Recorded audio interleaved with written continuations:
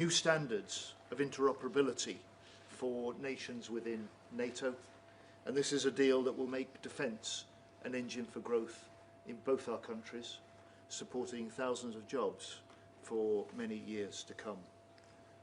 We will indeed train together, crew together, operate together, we will build together, we will develop these ships together in the years ahead. There are young people at school today in Norway and in the UK that will have the chance to join and crew on these ships together in the future, and those who will captain the ships that we build at the end of this production line in the late 2030s are only just joining our navies, perhaps out there on the parade ground, future captains of these frigates. Now, I've come here directly from Kyiv, where yesterday I chaired a defence ministers meeting of the Coalition of the Willing. There is real momentum in the determination of all nations involved to prepare to play a part in securing a peace that we want to see in Ukraine. There is also a determination and a defiance to stand with Ukraine in confronting Russian aggression. And as the UK and Norway, we know that Russia's aggression, Russia's threats are not confined to Ukraine. Russia is reopening its Cold War bases in the high north. Its submarine activity is rapidly rising. It's threatening our critical infrastructure across the North Sea and into the Baltic. Now, and from this point on, Putin will face an increasingly combined Norwegian-UK force that will plan, operate, and as necessary, deter together. In doing so, this partnership, and at its heart the deal that we celebrate agreeing today, will make both our countries safer, and it will make NATO stronger. Thank you. Thank you. We'll now have a plenary Q&A session. I ask you two to come forward. Sure. First of all, I have a question for the British Minister of Defence. Good afternoon. Mr. Healey. I understand that this deal is a repurchase agreement. I'm wondering, how will the British invest in the Norwegian economy as a result of this? This isn't a one-way contract, nor is it a one-off. Norway has a well-established offset policy. I see that as an opportunity, not an obligation. In Norway here, you design and you build some of the most advanced systems and weapons and ships there is in the world. And for instance, we are already planning and starting to install your naval strike missile on our ships, on our T-26s. So there will be lots of opportunity for us to reinforce that partnership in the military with our stronger partnership in industry as well. And are you confident that you can deliver the first frigate by or in 2029? Oh yes, it'll be in service by 2028. The first HMS Glasgow is already afloat, it's in the water, it's being fitted out. It starts sea trials next year, and I will ensure that we have Norwegian sailors on that when it puts to sea. And lastly, this is for both of you, how important do you think that agreements, alliances such as this are right now in the current global situation between European nations such as Great Britain and Norway? You go first. I think this is the way we have to act when Europe is now stepping up within NATO. We have to standardize, we have to integrate, we have to buy the same weapon systems. We are buying the same frigates to be identical, to bring down maintenance costs, to develop it together, to learn from the innovation on the very serious background in Ukraine. We are leading both the Maritime Capability Coalition in the Black Sea together, and we're learning a lot from the Ukrainians. So we think this is the way of developing Europe now as everyone stands in the arms store the prices are rising, the capacity is still too low in the defense industry in Europe. We're building that up fast, but we also have to integrate and not building parallel systems all over Europe. We have to integrate and do. We think this will be one of the lighthouses on how to develop a stronger NATO and a stronger European part of NATO. The Sun, please. Thank you. My name is Jerome Starkey from the Sun newspaper in London. Thank you very much. A question to both of you, which is that we've seen over the last few months, based on open source information, a lot of activity, a joint operation by Norwegian P-8 Poseidons, Royal Air Force Poseidons, and the Americans out of Iceland that appear to have been flying lots of tight circles over both the North Atlantic and the Norwegian Sea, and most recently the Barents Sea. Perhaps you could explain to us what was happening and whether that is relevant to the need for these frigates. Jerome, you're expert in this field. You appreciate we're not going to set out details of what's been happening and what our planes, our ships, our uncrewed vessels may be doing. Suffice to say, and I mentioned it in my remarks, the level of threat, the level of submarine activity, particularly advanced Russian activity, fielding new models in recent times, is rising. We are responding. And to pick up the last question, we're not responding as Norway or the UK or the US. We are responding together. We respond more effectively, we deter more effectively if we can interoperate better. We can interoperate better if we've got the same kit. We share the same intelligence, we plan the same operations, and we develop what we have together as needed over the years to come. And when I talked about those captains of the T-26 frigates that will be the last to roll off the production line at the end of the 2030s, they will be taking charge of anti-submarine frigates which will be almost unrecognizable from HMS Glasgow today, because we will have worked out and together developed the systems to meet the threats as they emerge and as they evolve throughout that period in this partnership together.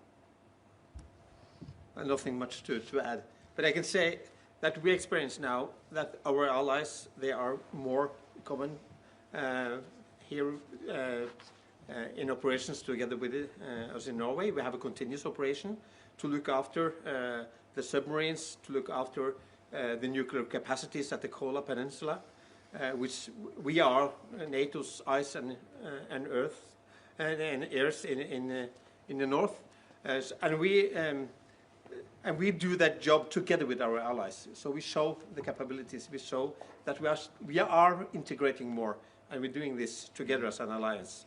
So, and not much to add to what John just said.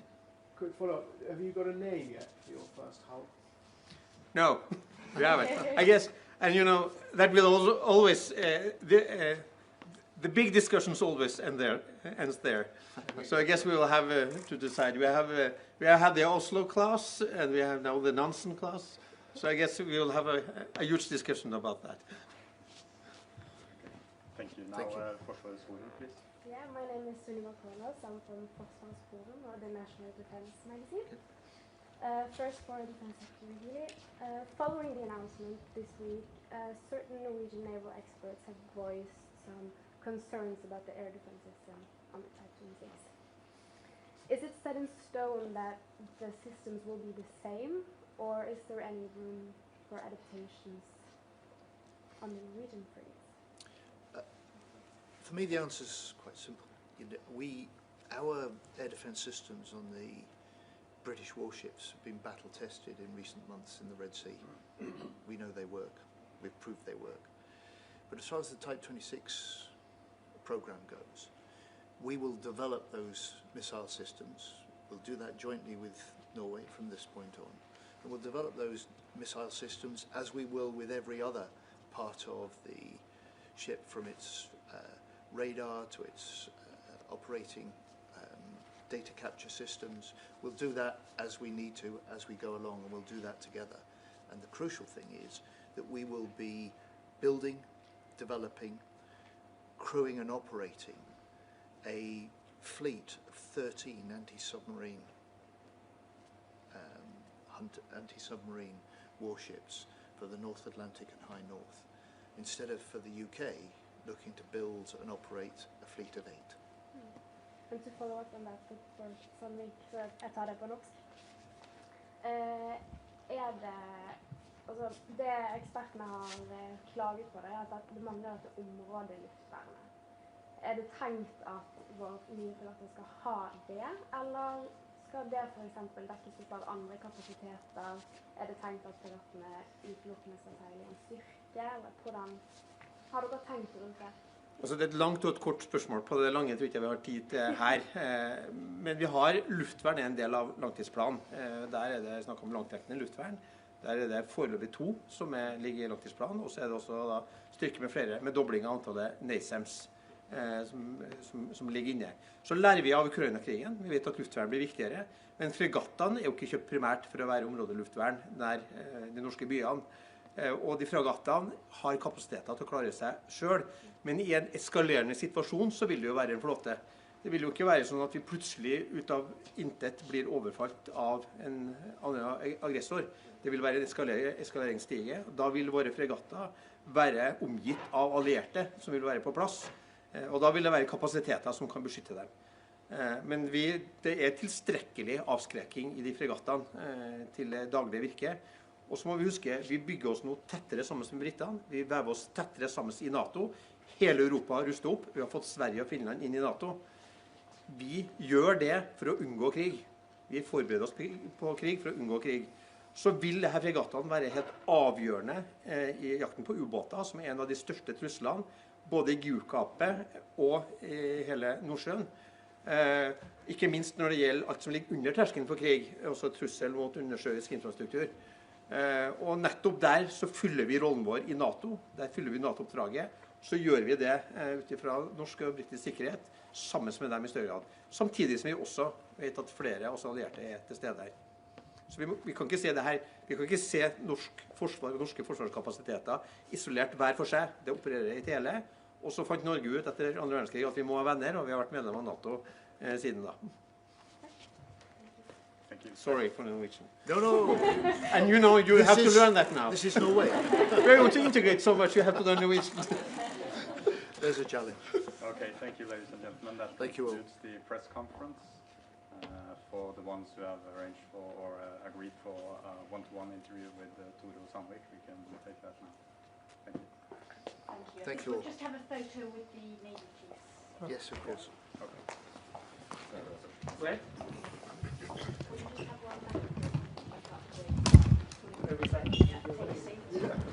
Yeah, okay. Are we going to stand? Oh, yeah. As you like, yeah, stand. Oh, flags.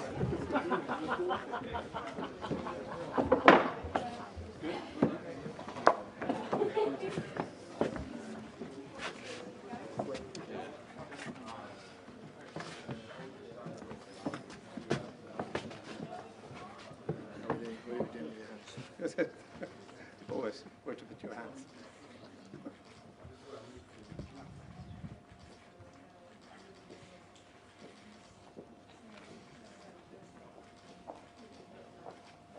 Thank you. Great, thank you. Okay.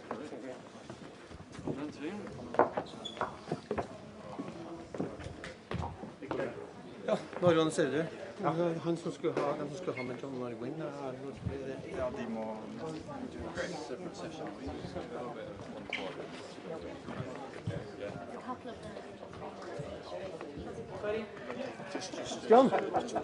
John, you have to meet Kari, Minister of Education. Nice to meet you. Welcome to my hometown. Thank you. Stavanger. It's great to be in your constituency. Do you call them constituencies? Yes, but she's not running, like me. She's not running. No, because you're in government. Yeah. No, not because we're in government. Yeah. But we can choose. Yeah. Or you can do both, or you can choose. Okay. So So Jonas is running for government. Jens is not. Right. Yeah. Jens doesn't surprise me. Yeah. But, So it must be strange to be in the middle of an election campaign, and yet you're not on the ballot paper. No, so people are wondering a bit, but we're like, oh, we want to continue, so we hope that And you're people still understand. expected to put your shift in and, So we and do. help your colleagues. Kari is very popular, so I can she's an imagine. asset. Yeah. I used to be mayor in this town before I was Great. in government. So. And now you're education minister. Yeah. I bet you're in big demand for the election campaign around the country. I'm travelling around, so I'm going to Mandal and Kristiansand here tonight. So. Yeah. Oh, yeah, you're going. Yeah. To Mandal, you know, in Mandal, we have a yard building the towers. Ah. It's composite. They won. Yes. That's not a part of the offset because they won the contract in commercial. Yeah, they're part of the master structures, yes, isn't it? You build the propellers, and there's good Norwegian bits in the... Very good. It's very good news for the entire country that this contract is on. Well, we're really proud you picked us. So it's things going in your part, is it? Now we need and then we've got a partnership we can really build. Yeah. Really. So that's good. So how long are you staying? About another 2 hours. Only 2 hours. Because it just came in from Kyiv. Oh, yeah.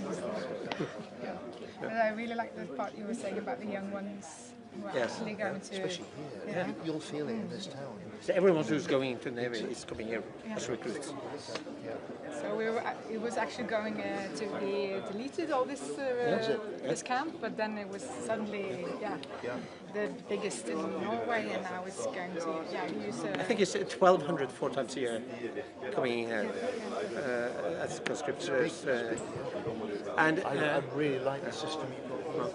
I don't think we can move to it in one go.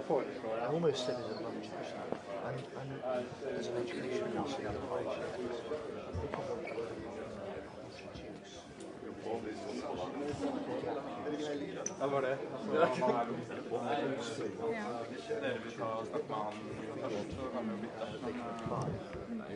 Vi tar det norske først. Jeg må tenke det.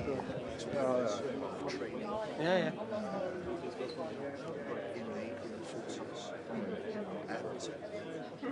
not because we want to recruit, though many will.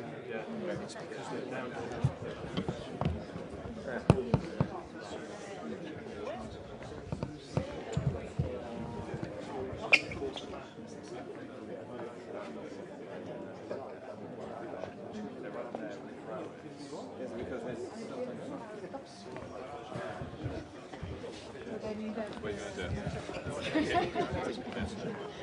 all the very best for the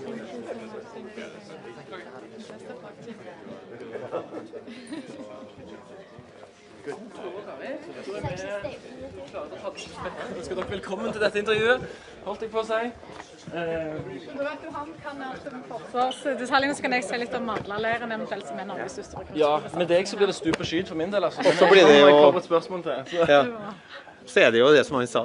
Kanskje noen av de fremtidige kapteinerne som skal seile sammen med britiske. Ja, stemmer. Og det For var jo litt... de er jo her nå. Alle til Sjøforsvaret kommer fra Mandla-leiren. Ja, de gjør det, ja. Ja, alle. Det er han kystkapteinen. Han kunne jo veldig mye om dette, så jeg har faktisk lært litt av. Ja. Jeg lurer på om vi skulle ta bare først. Så Kari, så var det. Nei, ikke noe beklager til han, så... Ok, jeg er ingen ekspert på forsvar, så jeg har litt notater her. Jeg har møtt flere. Ja, Alle må opp i kunnskap og forsvar nå. Ikke sant? Og da hjelper det å ha litt tid å slå ihjel her, så får vi snakke litt med de som kan det da. Ok, Tore, men da er jo avtalen om fregattene signert. Det er snakk om mye penger, vet vi først og fremst hvor mye?